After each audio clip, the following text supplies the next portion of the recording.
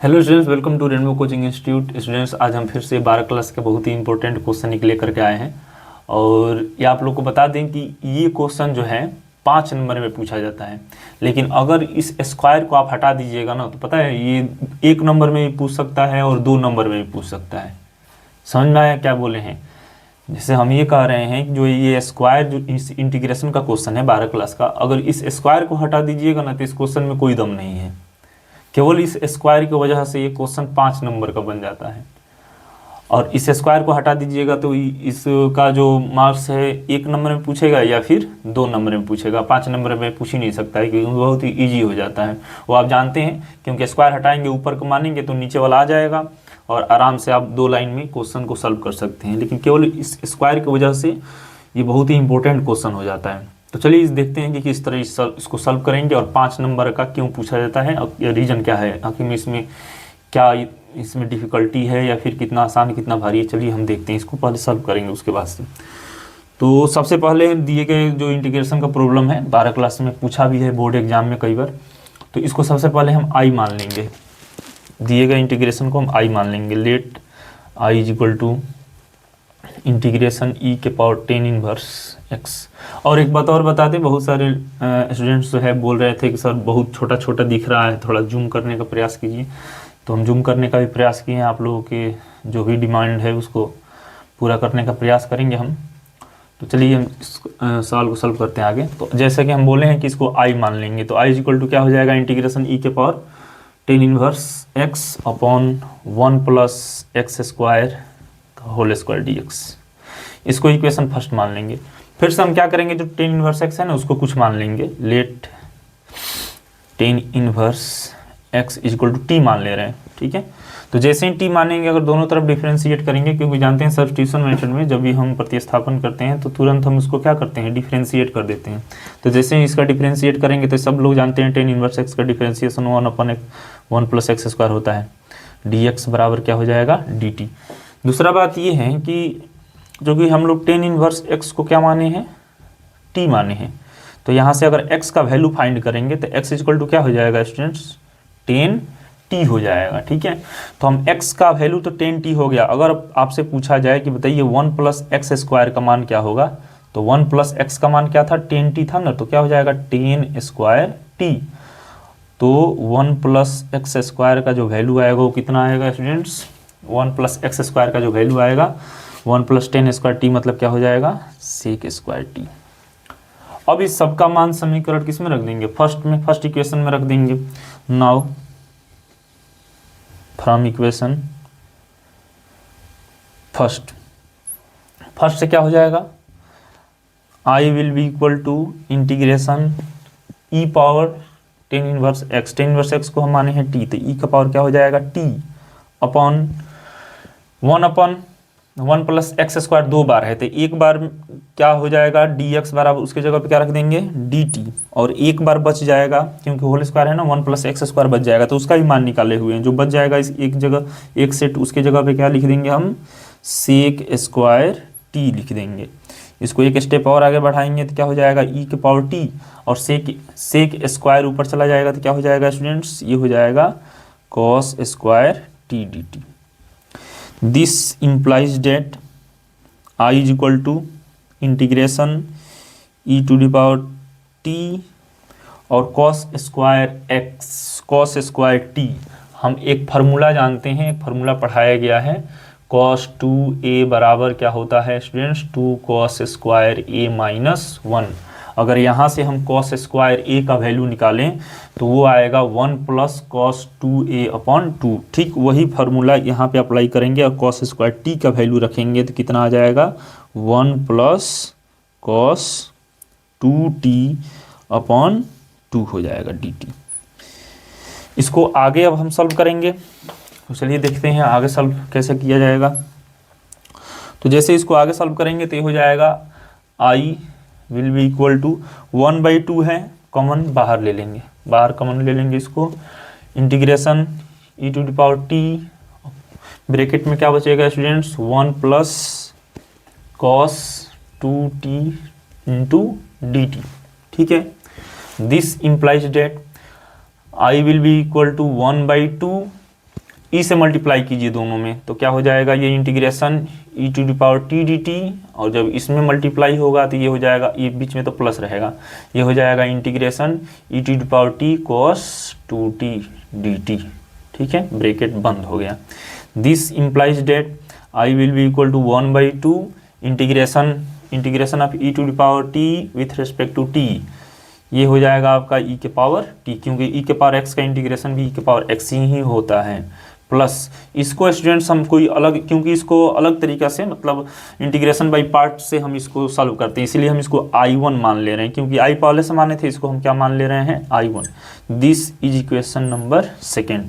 अब ये I के मान क्या लिखेंगे हम, वेयर I नहीं I1, वेयर I1 किसके बराबर है, इंटीग्रेशन ई के पावर टी कॉस 2t। अब हम यहाँ पे अब हम जो यहाँ पे फार्मूला लगाने जाने वाले हैं, यहाँ पे जो फार्मूला लगेगा वो लगेगा इंटीग्रेशन बाय पार्ट, और सब लोग जानते हैं इंटीग्रेशन बाय पार्ट का फार्मूला, अगर नहीं जानते हैं तो हम यहाँ पे उसको मेंशन कर दे रहे हैं, लिख दे रहे हैं। u इंटू भी, दो फंक्शन होते हैं, दोनों इंटू में होते हैं, तो उसको इंटीग्रेट कैसे किया जाता है, u इंटू भी इज इक्वल टू, इसका इंटीग्रेशन बाय पार्ट फार्मूला लगाएंगे तो u इंटू इंटीग्रेशन ऑफ भी माइनस, जिसको छोड़े थे उसको डिफरेंशिएट कर देंगे, यहाँ पे थोड़ा और बड़ा में लिखाएगा, थोड़ा सा हम इसको इरेज कर दे रहे हैं यहाँ पे। ठीक है, जिसको छोड़ा गया था u को, उसको क्या करेंगे हम लोग, डिफरेंशिएट करेंगे x के रिस्पेक्ट में, फिर v का इंटीग्रेशन यहाँ पे हुआ था, इसके अंदर भी होगा, फिर जो भी यहाँ पे रिजल्ट आएगा इसको भी क्या कर देंगे, इंटीग्रेट कर देंगे। ठीक है, और u और v का चयन कैसे किया जाता है, कैसे चूज किया जाता है, ये आप लोग जानते हैं, उसको भी हम यहाँ पे लिख दे रहे हैं, एक आइलेट, ILATE। ठीक है, आइलेट एक फार्मूला होता है, उससे इसके माध्यम से हम u और v का क्या करते हैं, u और v फंक्शन को चूज करते हैं। ठीक है, तो ये आप लोग जानते हैं। चलिए ठीक है, तो इसके आइलेट के अनुसार हम इसको सजा करके लिखेंगे, तो आई जो हो जाएगा वो सबसे पहले ये आएगा, कॉस जो त्रिकोणमिति फंक्शन है वो आगे आ जाएगा, तो हो जाएगा cos 2t, और उसके बाद जो है एक्सपोनेंशियल वाला आएगा। ठीक है स्टूडेंट्स, मैंने इसको हम u मान लिए हैं और इसको क्या मान लिए हैं, v। अगर इंटीग्रेशन बाई पार्ट लगाएंगे तो इसको छोड़ देंगे, u को, सबसे पहले u को छोड़ दिया जाता है, फिर v को क्या किया जाता है स्टूडेंट्स, इंटीग्रेट किया जाता है, फिर बीच में क्या लगा दिया जाता है, माइनस, फिर जिसको छोड़ा गया है उसको क्या किया जाता है, उसको इंटीग्रेट किया जाता है, यानी सॉरी डिफरेंशिएट किया जाता है। ठीक है, और फिर से जो इंटीग्रेशन है एक बार और यहाँ पे लिख दिया जाता है, ई के पावर टी डी टी, और फिर सबका क्या किया जाता है, सबको जो है इंटीग्रेट किया जाता है। तो ये हम लगाए हैं इंटीग्रेशन बाय पार्ट, बिल्कुल इसको ध्यान से बैठ करके देख लीजिएगा। ठीक है, अगर नहीं समझ में आ रहा है इंटीग्रेशन बाय पार्ट क्या है क्या नहीं, तो इसको भी आप कमेंट में बताइए। इंटीग्रेशन बाय पार्ट हम बहुत बढ़िया से उस पर भी लेक्चर हम लेकर के आ सकते हैं। ठीक है, तो आप कमेंट सेक्शन में जो भी दिक्कत है, जो भी डाउट है उसको बता दीजिएगा। This implies that I1 is equal to cos 2x, तो cos 2t तो बाहर है इंटीग्रेशन के, ई के पावर टी का इंटीग्रेशन क्या हो जाएगा, ई के पावर टी माइनस cos का जो डिफरेंशिएशन होगा वो माइनस साइन होगा, तो माइनस माइनस यहाँ पे क्या हो जाएगा, प्लस साइन 2t, और 2t का जब होगा तो क्या हो जाएगा, इसमें से 2, तो 2 हमसे क्या कर रहे हैं, बाहर निकाल दे रहे हैं। ठीक है, ई के पावर टी का इंटीग्रेशन भी क्या हो जाएगा, ई के पावर टी, और लास्ट में क्या बचेगा, dt। This implies that I1 will be equal to, इसको सजा कर लिखेंगे, सबसे पहले हम ई के पावर टी लिख दे रहे हैं, cos 2t है, ठीक है, प्लस 2 बाहर है, सही है। यहाँ पे फिर से हम इंटीग्रेशन बाई पार्ट लगाएंगे स्टूडेंट्स, तो फिर से जब हम इंटीग्रेशन बाई पार्ट लगाएंगे तो सबसे पहले साइन 2t जो है बाहर हो जाएगा, और फिर किसका इंटीग्रेशन होने लगेगा, ई के पावर टी का इंटीग्रेशन होने लगेगा, फिर माइनस लगेगा, फिर जिसको छोड़े थे उसको डिफरेंशिएट करेंगे, साइन 2x साइन 2t को क्या करेंगे, डिफरेंशिएट, फिर इसको इंटीग्रेशन में रखेंगे, और फिर जो टोटल आएगा उसको भी हम क्या करेंगे, टी के रिस्पेक्ट में इंटीग्रेट कर देंगे। ठीक है, ये इंटीग्रेशन बाई पार्ट फिर से लगा दिए। This implies that I1 will be equal to E के पावर टी, और क्या है, cos 2t प्लस 2, ये हो जाएगा आपका क्या, साइन 2t इंटू ई के पावर टी का इंटीग्रेशन ई के पावर टी हो जाएगा, प्लस साइन 2t का जो डिफरेंशिएशन होगा वो क्या हो जाएगा, cos 2t, और 2 बाहर आ जाएगा तो हम यहाँ पे लिख दे रहे हैं उस 2 को, ठीक है। e के पावर t का इंटीग्रेशन भी e के पावर t होता है, और लास्ट में क्या बच जाएगा dt। तो धीरे धीरे हमारा I1 का वैल्यू आने लगा है बहुत सिंपल तरीका से।